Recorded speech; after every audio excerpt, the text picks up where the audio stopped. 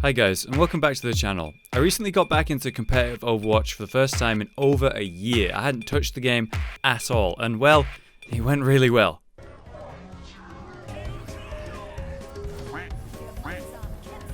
Fucking that sucks. That was from my first day of playing in the first couple of hours. It was messy to say the least. If you want to see the full video, it's linked in the description. But today's video is a little discussion with 5 major tips to bring away. These are the things I wish I knew when I started playing competitive again after all that time. So if you're thinking about getting back into the game, or you've just started, or you're trying to climb through the lower ranks, then this might help you. Let's start with number 1, which is of course picking 3 heroes to play as and sticking to them while you learn the core of the game.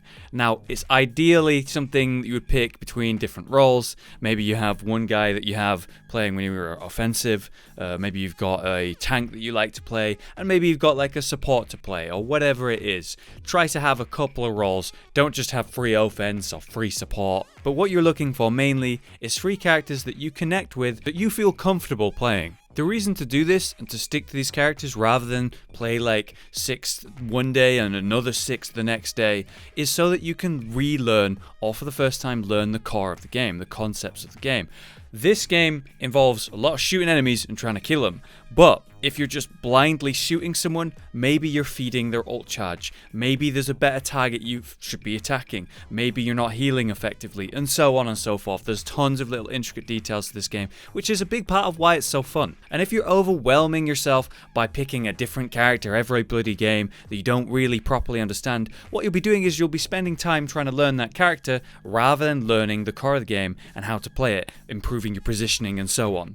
But let's say you play Soldier basically 50% of the games you play. Well, you're going to understand how his heal works, you're going to understand how his ult works, maybe you get good at flanking with it, maybe you start to really feel good on Soldier, but you'll learn the core concepts to defend your backline, to make sure that your healer has line of sight on you, to know which fights you can take against which characters and which you should run away from, and so on. And very quickly, you'll also be learning all of the other characters at the same time because you'll be seeing what they're doing, be they a team member or an enemy, and understanding that, without overloading your brain by trying to play everything all at once. Moving on to number 2, it's a simple one. Just play once a day. Now, when you're learning anything in the whole world, whether it's gaming or nothing to do with gaming, it could be cooking or writing or whatever. If you feel that you want to improve at something and that you're passionate about something, then you should do it once a day. That's the fastest way to learn in my experience, and the smoothest way. If you try and do it once a week, well, it's a lot more than 0, but it's not going to be that effective. But if you do something every single day, even just for an hour, you're going to improve at that thing. You're going to understand it, and it's a good sort of pace to set yourself at. If you go 5 days in a row, you'll know that suddenly your McCree aim is a lot worse than it was 5 days ago, of course. And then you have to go through that long period of recovering that aim and recovering the speed of the game, and then the next day you're back on it. But then you take another 3-day break, and then you've got to reset again. It's just a cycle of wasted time. If you play every day, even if you just get that one match in, just to make sure that you get to play the character that you care about, just to retain the skill, you won't be wasting time resetting and trying to relearn every bloody week. I wish I could have told myself this tip when I was about 14 learning to play guitar. But it's the same principle. Number 3 is one that I'm sure many of you are going to be upset by, and it's to avoid starting with high skill required heroes. I'm talking about McCree, Genji, Hanzo, Widowmaker, Doomfist, Sombra, Ana, or whoever you consider a high skill character. Now, I will immediately contradict myself and say, if you're God's gift to Hanzo and you just absolutely decimate with him, then fine, keep playing him, pick him up straight away. But you have to be aware that you're gonna build some bad habits, even in that scenario. But let's stick to topic for a second and talk about why it's a bad idea to maybe pick Widowmaker to begin with. You might really like the character and her style of gameplay, but the truth is, if you are sat on Widowmaker and you're not landing those headshots, and you're not getting those important picks on their backline from behind their shield, behind that Rhine, what are you actually doing?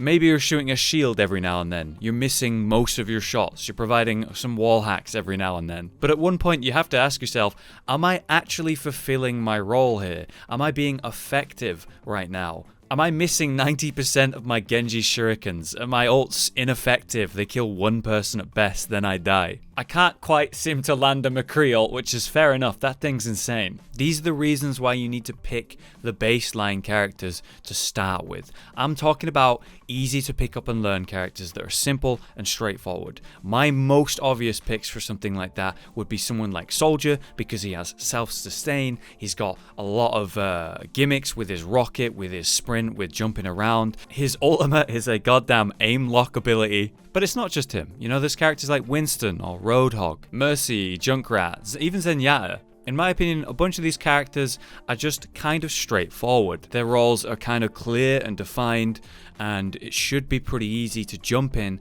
and start learning them and then stick to the characters that we talked about earlier and get to grips with the whole game. I wish I did this. I spent ages as an old Genji main coming back in and going, I want to play my Genji again, and doing nothing and losing games like mad. And it's entirely my fault. I feel that if I'd spent a week learning the game again, I would have been able to jump on Genji no problem. Yes, I would need to get used to his projectiles and the dash reset and how to use his ult effectively and so on, comboing it. Yeah, that would all be important and something I would still have to relearn whether I started on day 1 or day 20. But the truth is, I would understand the game a lot more on day 20 and be able to pick up Genji a lot faster, be much more effective much sooner, and get back into that character properly when I really know the game. And about the building bad habits, even if you are a great Hanzo, for example, well, you might rely on just being able to walk around one-hitting people a bit too much. Your positioning, your target priority, being aware of your healers, defending your backline, so on and so forth.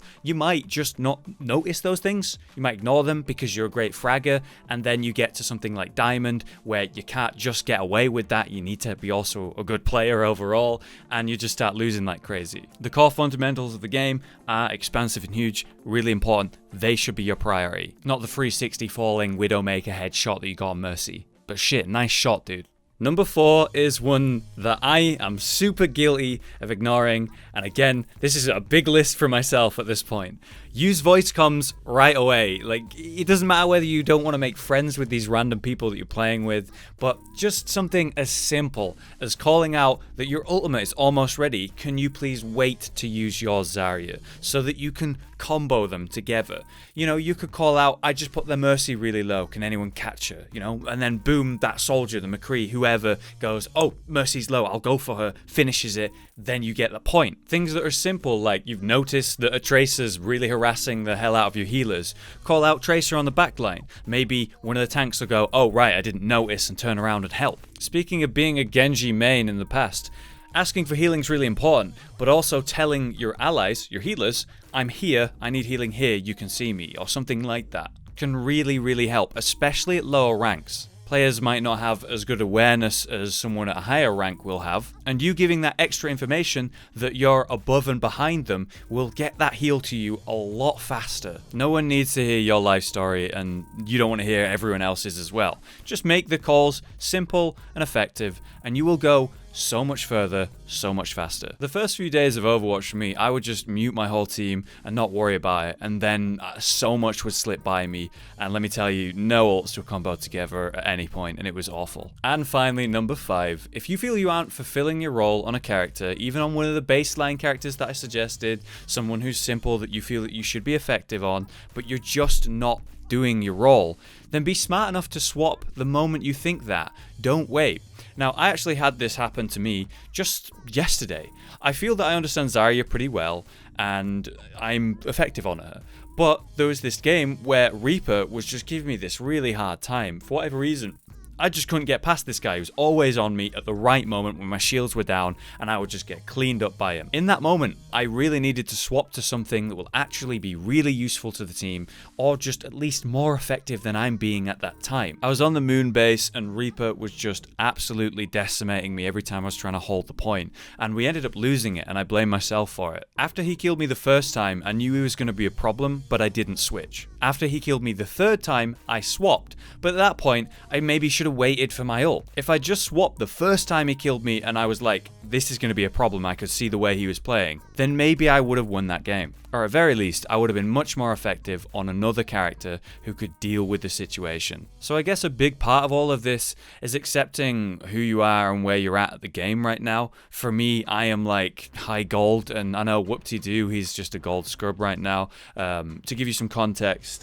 in Season 1, it wasn't actually like Masters, Grandmasters, Diamond, all that. It was 1 to 100, and the highest players I ever saw were like 92. These were like professional players, and I ranked somewhere around just low 80 to high 70, which I believe at the time was something like Masters, correct me if I'm wrong. And honestly, I think that's inflated my ego about how good of an Overwatch player I am, because let's be honest, back in Season 1, none of us really understood Overwatch anywhere near as much as we do now. That might have been whatever level it was at the time, but if I had the exact same skill as I did back then, I'm sure I would be placed like high plat or even low diamond or something like that. And having not played for over a year, you know, a lot of that skill's gone, and now I'm understanding the core concepts of the game a lot more, and I think I'm already a better player for the team now. We'll see how it goes in the future weeks, and I'm excited to share that with you on the channel. Maybe I'll be able to share some tips or information as I go up the ranks myself. If you're interested in seeing my climb and me playing competitive Overwatch live, then I'm doing it 5 days a week right now on my Twitch channel, which is linked in the description. Maybe you can stop by and share some tips if you have any, or maybe you just want to stop by and come join in with the fun. Thanks for watching and listening. I hope this helped someone. Otherwise, we will see you next time on the channel for more Overwatch. Bye for now, guys.